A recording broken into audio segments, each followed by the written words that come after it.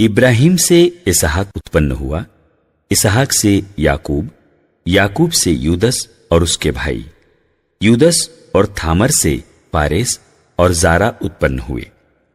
फारेस से एसरोम, एसरोम से अराम, अराम से अमीनदाब, अमीनदाब से नासोन, नासोन से सलमोन, सलमोन और रखाब से बोज, बोज और रूथ से ओबेद, ओबेद से येस्से, येस्से से राजा दाऊद उत्पन्न हुआ। दाऊद और उरियस की विधवा से सुलेमान उत्पन्न हुआ।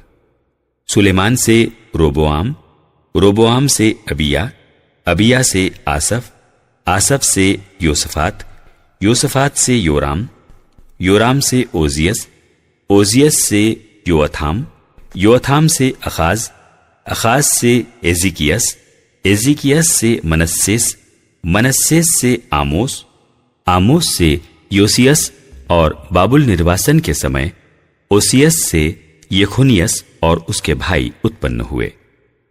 बाबुल निर्वासन के बाद यखोनियस से सलाथियेल उत्पन्न हुआ, सलाथियेल से जोरोबबेल, जोरोबबेल से अबियूद, अबियूद से एलियाकिम, एलियाकिम से आजोर, आजोर से सादोक, सादोक से आखिम, आखिम से एलियूद, एलियूद से एलियाजार, एलियाजार से मत्थान, मत्थान से याकूब, याकूब से मरियम का पति यूसुफ और मरियम से ईसा उत्पन्न हुए, जो मसीह कहलाते हैं। इस प्रकार इब्राहिम से दाऊद तक कुल 14 पीढ़ियां हैं। दाऊद से बाबुल निर्वासन तक 14 पीढ़ियां और बाबुल निर्वासन से मसीह तक 14 पीढ़ियां।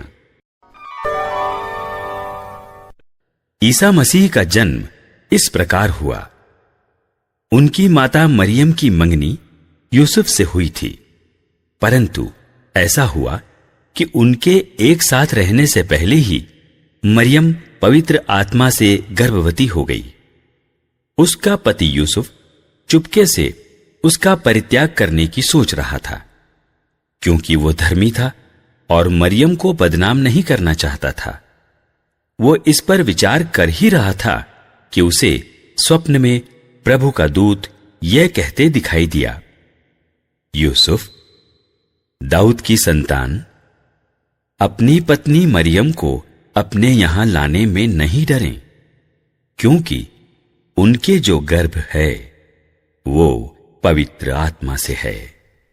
वे पुत्र प्रसव करेंगी और आप उसका नाम ईसा रखेंगे, क्योंकि वे अपने लोगों को उनके पापों से मुक्त करेगा। ये सब इसलिए हुआ कि नबी के मुख से प्रभु ने जो कहा था वो पूरा हो जाए। देखो, एक कुंवारी गर्भवती होगी और पुत्र प्रसव करेगी और उसका नाम इमानुएल रखा जाएगा, जिसका अर्थ है ईश्वर हमारे साथ है। यूसुफ नींद से उठकर प्रभु के दूत की आज्ञानुसार अपनी पत्नी को अपने यहां ले आया